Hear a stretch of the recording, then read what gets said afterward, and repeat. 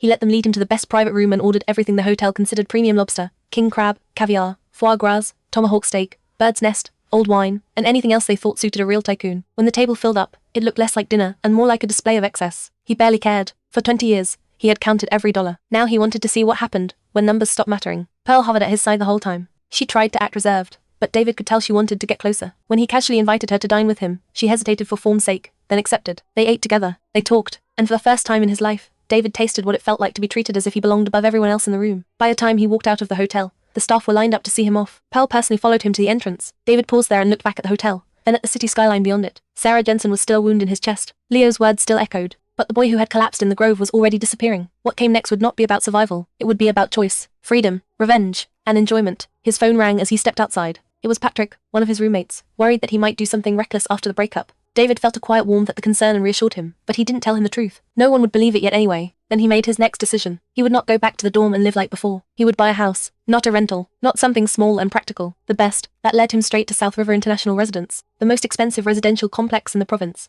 The average price there started at absurd levels. The place was ringed by water, filled with luxury cars, and clearly designed for people who had never once asked, "Can I afford this?" The moment David walked into the showroom, the old saleswoman took one glance at his clothes and ignored him completely. Only one newer employee approached him. Her name was Jenny Ward. She was polite, nervous, and obviously the kind of junior staff member everyone else pushed around. David liked her immediately for that reason alone. She treated him like a customer before she knew whether he had money. So David let her show him several apartments. The first was in Block 3, a large penthouse most ordinary rich people would have considered enough. David listened, nodded, and then asked the only question that mattered. "What about Block 1? Jenny hesitated. Block 1 was the best location in the entire complex. Only one unit remained there, a massive top-floor duplex penthouse spanning the highest 2 floors, with a spectacular river view and a price few people would even dare ask about. When Jenny agreed to take him there, one of the older saleswomen openly mocked them. A man dressed like David had no business stepping into their unit. He might damage something. He might leave footprints. Jenny lowered her head and apologized, but David said nothing. He simply followed her toward the elevator, because very soon, every person who had ever looked at him and seen only poverty was going to learn the same lesson. David Lydell was no longer the poor boy they could laugh at, and the next time someone tried, they had better be ready to pay the price.